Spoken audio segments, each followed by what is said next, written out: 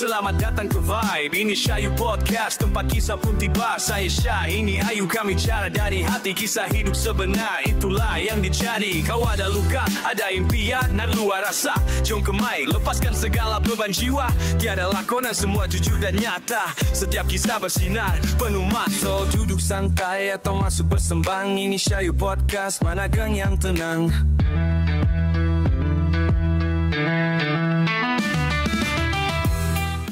Okey, baiklah. Assalamualaikum warahmatullahi taala wabarakatuh. Kembali lagi bersama-sama kami di Syayu Podcast. Alright, as usual, ribuan terima kasih kepada anda semua, para penonton kita yang sedang menonton di YouTube dan juga yang sedang mendengar di Spotify. Jangan lupa subscribe, like and share. Betul. Thank you so much.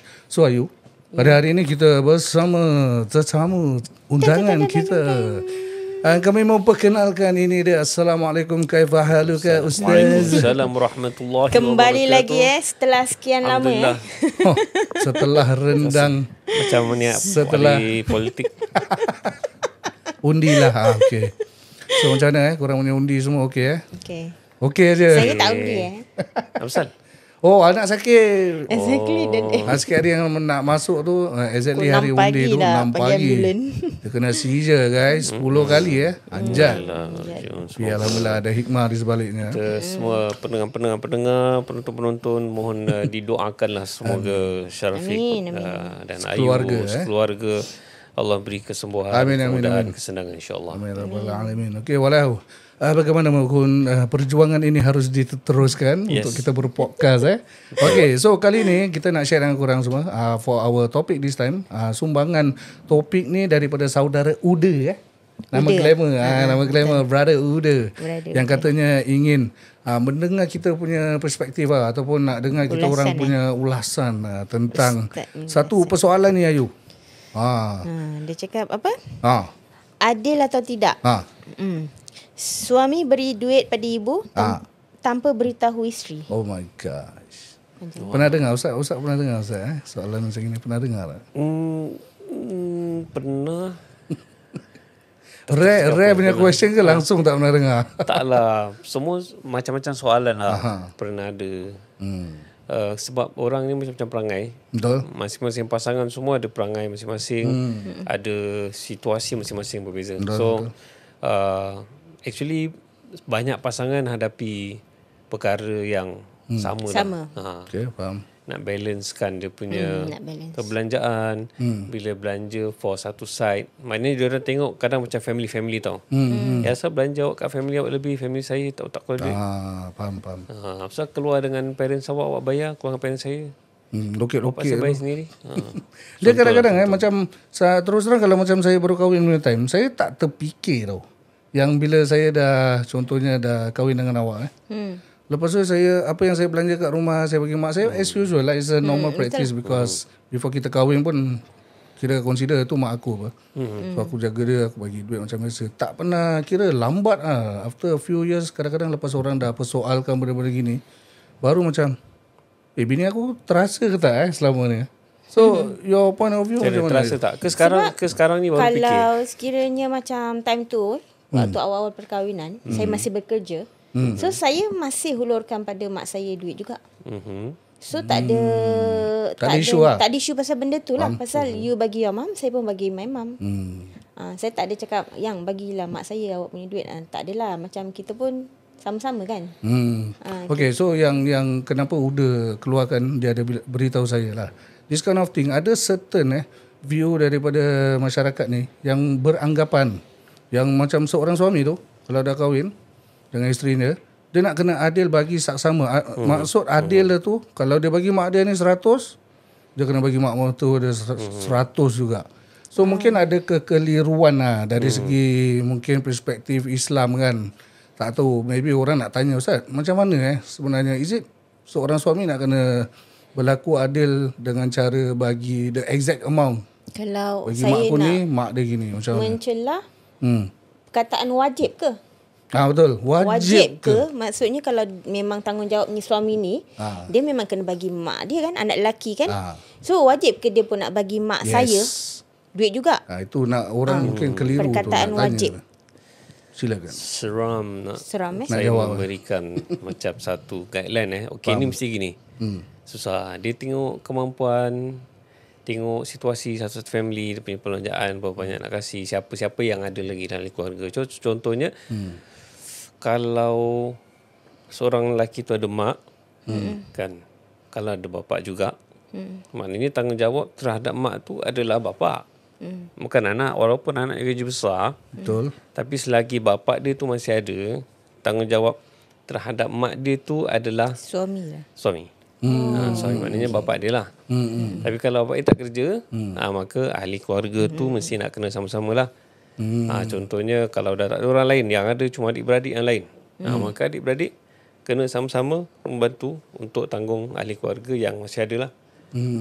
So part of it dia jadi macam satu benda yang wajib juga untuk kita. Wajib ke tak Itu yang orang nak tanya tu. Ataupun sebab kerana bila dah berkahwin tu, kita sama kahwin dengan keluarga. I mean like my mom is your mom. Ya, correct.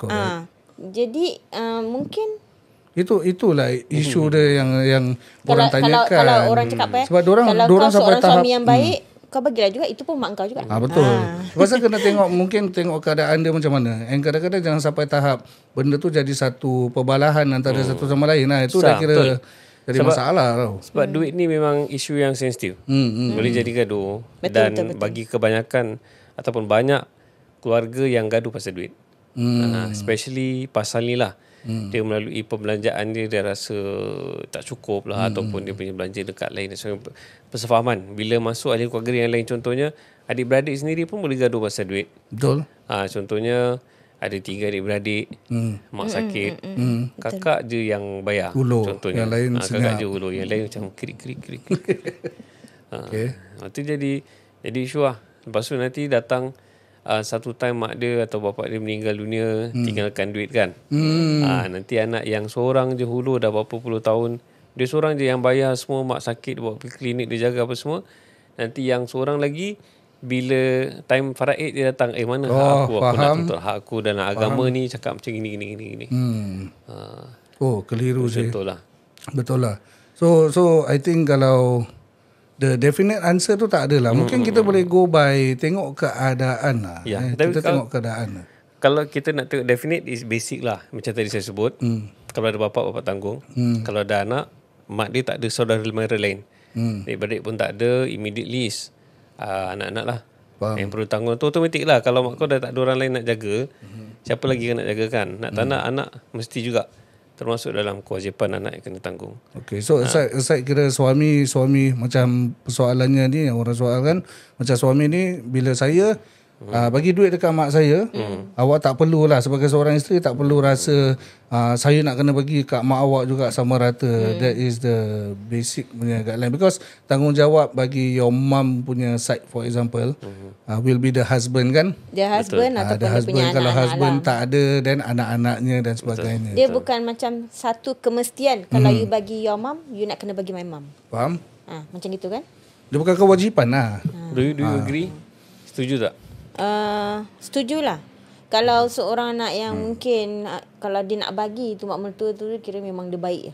Baiklah. I mean kalau bantu, kalau bagi pun tak jadi salah. Maksudnya kalau berkemampuan tak, macam kalau bagi pun tak jadi salah. Tak bagi pun betul. Tak bagi pun tak jadi masalah. Tapi contohnya kadang-kadang ada orang bagi ni out of tengok keadaan parents dia tu. Betul. Kira tak susah. Tak, bukan parent dia tau, mertua ni.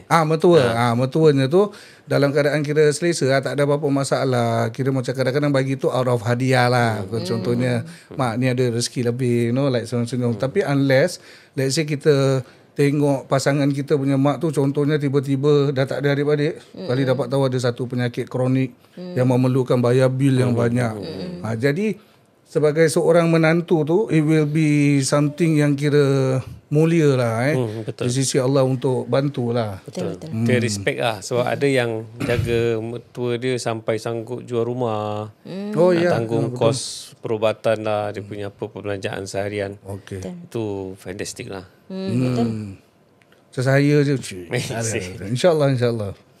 I mean this is something yang kadang-kadang masyarakat keliru. Kadang-kadang belum baru kahwin, dah start, because of money ni, duit ni kan kadang benda yang danger isu lah, yang penting actually dalam rumah tangga. So at least you guys dah dapat penerangan yang kira jelas whereby kita jangan ke arah memaksa suami macam ini. Kita really nak kena tahu lah benda ni kan, ilmu ni. Maybe soalan takut yang jadi tak puas hati tu bila dia tahu berapa yang dia kasih, berapa yang dia tak kasih, atau berapa yang dia kasih mak dia, berapa yang dia kasih mak dia sendirilah. Contohnya kalau isteri persoal suami, you kasih mak you berapa, you kasih mak I kenapa 200 je, sikit. You masih ada bapak. Tak fair sih. Macam mana? Macam mana? Ayu cuba macam mana? Macam mana tu Itu how you want to handle your pasangan lah. Betul. I mean, okay, kalau korang tanya aku, aku rasa benda ni, perbualan ni nak kena happen way before kau get married. I think lah. Tapi kalau bagi Ayu lah, pendapat Ayu, kalau benda ni happen kan kat keluarga Ayu, Ayu tak macam mendesak Syah untuk bagi duit pada mak Ayu lah. Kita pun tahu tanggungjawab kita, macam kita pun tak berkemampuan sangat. So Ayu more tu pada my family, my adik-beradik. So kita punya masalah adik-beradik lah. Kenapa I nak bebankan you jadikan tu lah pada waktu you. But not everyone is the same kan. Kadang-kadang ada orang baru kahwin, they don't know about this thing. So they just assume that tanggungjawab awak Awak, kadang-kadang saya perhatikan awak bagi mak awak duit, mak saya senyap-senyap belakang saya itu pun lagi masalah duit lagi. Bayangkan kalau kena soalan macam gini, nak jawab macam mana Habis mak you apa? Mak you lah, mak ai dah jadi kecoh. Agak-agak dah terjawab belum apa soalan yang udah? Actually dah lah, cuma yang kalau if you ask me, it's more to how to say, macam persetujuan ataupun perbincangan, komunikasi punya cerita tau. Dia bukan something yang like something dah kahwin aja ni first thing kita nak kena highlight ni. Masalah duit ni.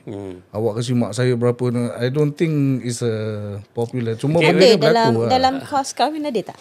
Ada. Ada pasal ni? Ada pasal perbelanjaan lah. Perbelanjaan. Pasal budi bicara finance tu kena bincang lah. Tapi soalannya sekarang I think is kalau sebagai isteri should suami tu declare dia punya expenses tak pada isteri? Yes. Macam by right, mesti kena tahu tak? Pada saya tak. Kalau saya lah. You cakap yes. I say no. Cakap tak. Banter. No lah, I don't know You nak kena tahu duit how much I spend. Duit you, duit I apa? Tak lah. Pada aku tak. Kadang-kadang certain wife tu dia macam kalkulatifnya orang tahu. So dia nak tahu setiap apa yang masuk duit you tu, dia nak tahu okay ni pergi ke sini, ni pergi ke sini. Kadang-kadang dia tak percaya laki dia macam mana kan. Kau belanja ke. Dia tak percaya suami dia urus keuangan rumah lah. Maybe example lah. Ini tengok design lah gitu masing-masing pasangan suami isteri. That's why I say this kind of thing is should have the conversation way before they get married actually. Communication dengan pasangan masing-masing lah. Bincang benda ni. Macam ada pasangan macam awak cakap betul, really into accounts ni kan. Betul. Dia tak jadi masalah as long as ada agreement lah. Dapat bini yang accountant habis. So receipt kan. Susah. Tak tally tiap hari ada closing. Kurang je.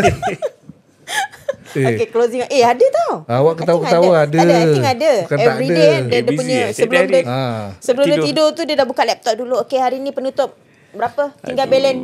Macam gitu bank dia. Tak tally. Kadang-kadang suami dia orang bagi kad tu ada limit. Satu hari 50 ke apa example. Tapi ada tau betul. Tapi betul ada kan? Yang macam ada.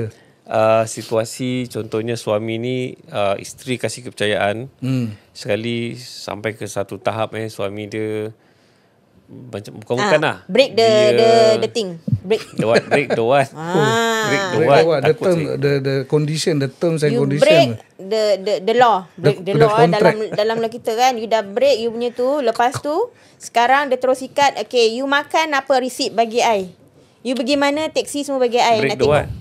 Break the. Why not kita tukar topik macam seram aku. Ini dah 20 tahun kahwin ni.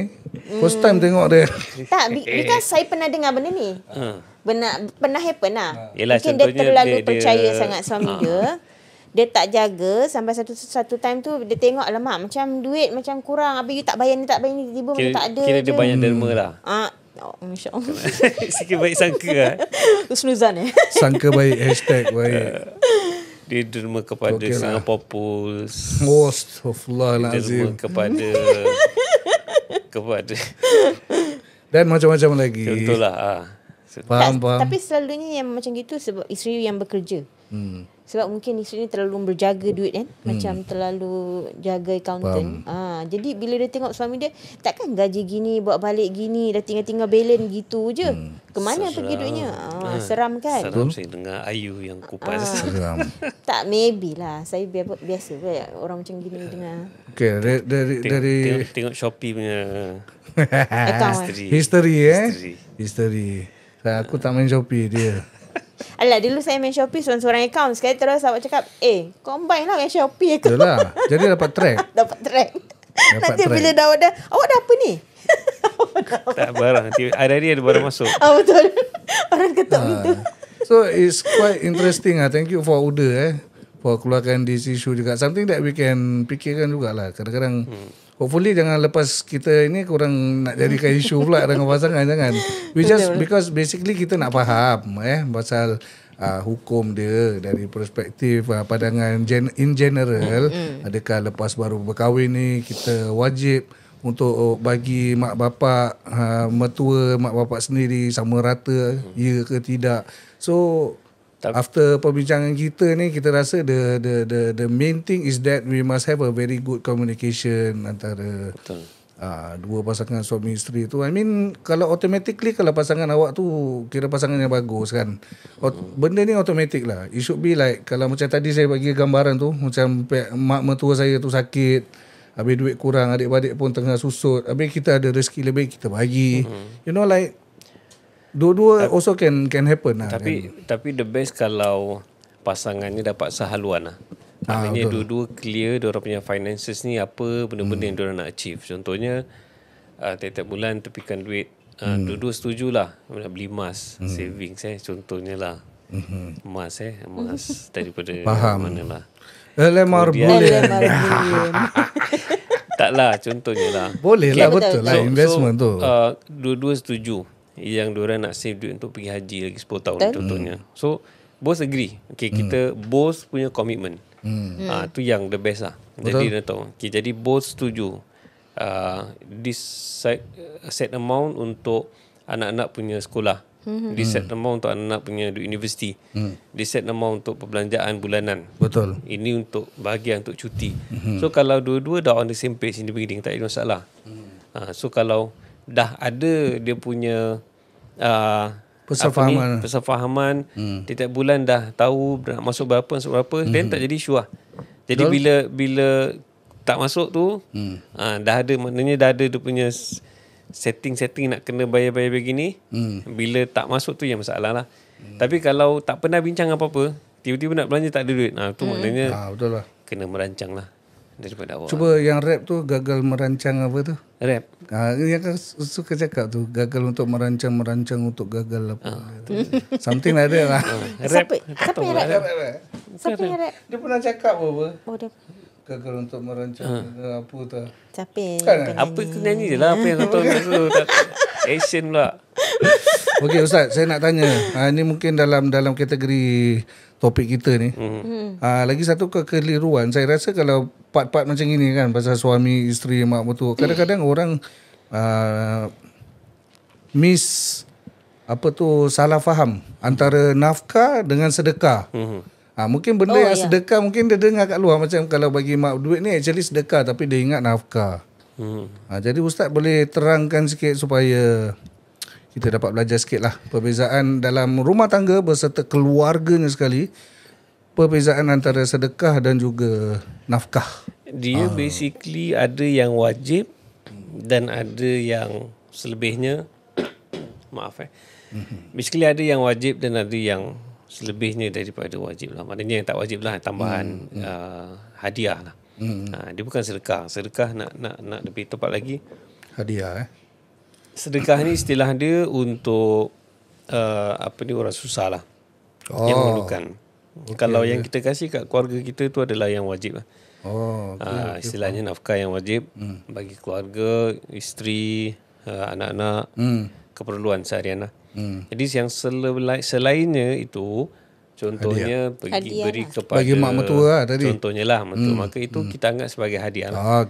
Macam duit raya juga kita kasih. Itu semua adalah hadiah. Hadiah yang ikhlas. Ikhlas. Beri kalau kita rasa dia perlukan. Kalau tak pun anggap macam kita punya appreciation lah kepada mertua. Tapi ikut kemampuan lah. So that's why in the beginning kita dah cakap tengok kepada situasi keadaan masing-masing keluarga. Kemampuan. Ada keluarga, yang terbaik lah, pembelajaran dia lain dan sebagainya lah. Ada apa-apa je nak huraikan ke apa? Tak, semua dah di. Okay, so for Uda, thank you so much for the question. Hopefully kepada anda yang lain juga dapat faham sedikit sebanyak, and let us know kalau korang ada pandangan lain ke benda-benda yang kita termiss out ke apa-apa. Maybe last point boleh sentuh. Ada orang sebut the word adil lah. Adil. Adil. Kasih mak you dan mak I tak kasih. Itu tak adil. You kasih mak you 300, you kasih mak I 50. Itu adil tak? Adil, I don't think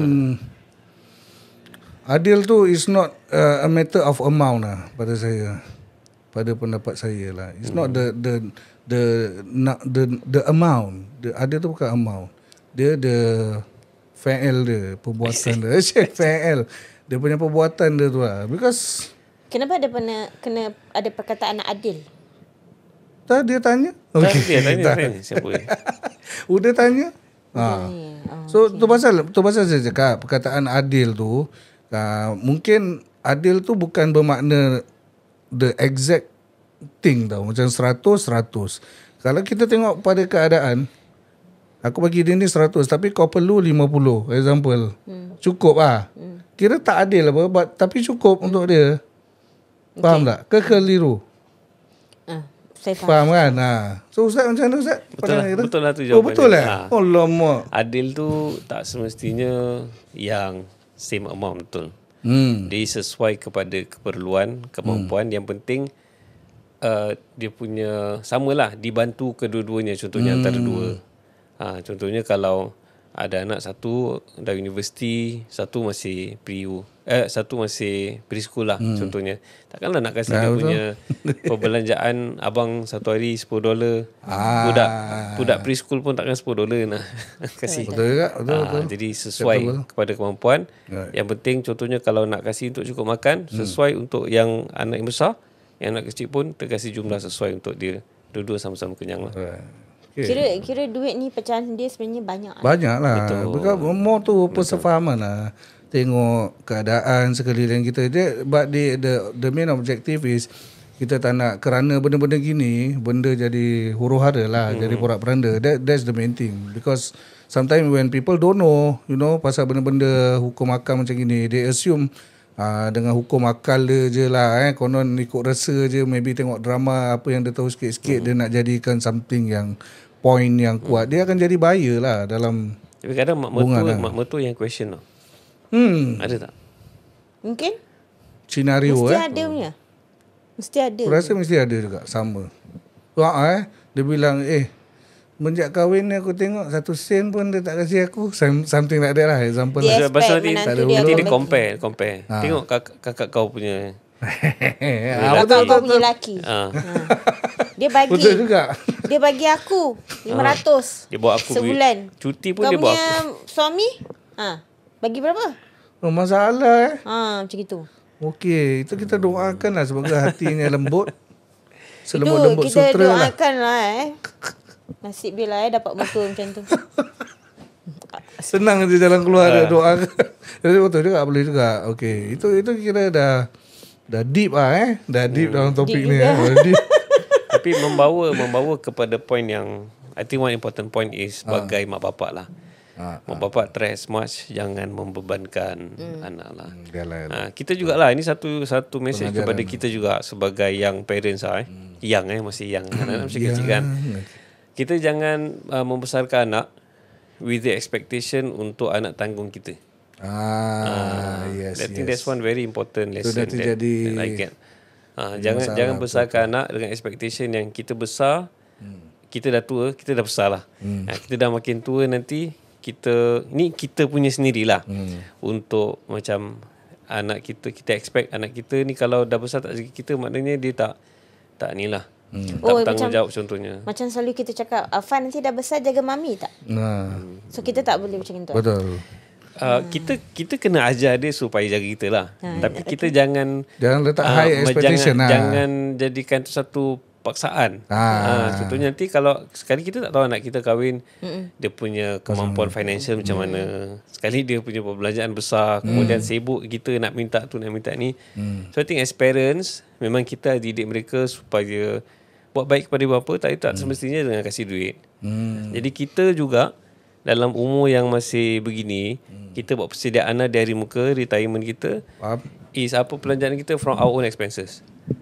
Kita jangan bebankan anak semampu mungkin lah. Sebab anak tu membesar, akan ada cabaran-cabaran dia orang sendiri. I think sebagai mak bapak, kita nak kena mudahkan perjalanan mereka instead of kita yang meletakkan halangan-halangan untuk dia orang. Faham. So jangan lupa guys, jangan lupa based on the topik kita bincang ni, tanggungjawab seorang suami tu pun ada batas dia, ada limit dia. Bukan dia dah kahwin tu semua dia nak kena tanggung semua ada bahagian masing-masing lah. So chill, relax. Pastikan kita tahulah betul-betul what the best susunan lah, you know, dalam saya ada 5 adik-beradik, awak kena tanggung abang saya. Itulah. Jadi kadang-kadang ada satu orang pernah tanya saya, pening dia punya rumah, mak mertua dia tinggal sama. Aduh. Lepas tu mak mertua dia tarik anak dia lagi satu tinggal sama sekali. Faham tak? Faham. Rumah dia tau. Yalah. Sentuh yang rumah. Heavy, sentuh rumah ni. Mak mertua masuk. Lepas tu mak mertua panggil abang dia, saya ke adik saya. Masuk sekali tinggal. Sadin dia. Sardin memang sesadin je lah. Yang lelaki dia pun makan sardin. Memang macam-macam hal lah. Macam hal lah. Cubaan. Okay lah. Okay guys, insyaAllah apa yang kita bincangkan ni disclaimer saja, bukan kita nak mengenakan siapa-siapa. It's just something ilmu yang kita boleh bincangkan.